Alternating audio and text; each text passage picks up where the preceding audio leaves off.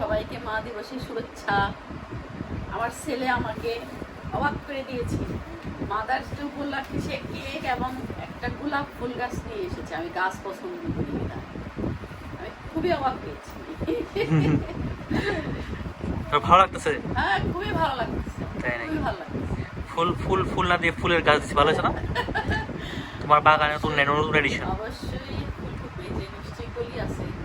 হ্যাঁ, এটা প্রুনিং করা আছে। খুবই ভালো লাগতেছে, খুবই ভালো লাগতেছে। এই যে কেক।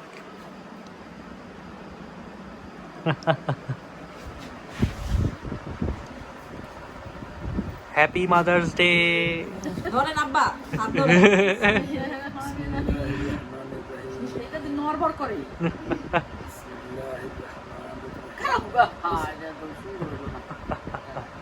খাওয়া দেন।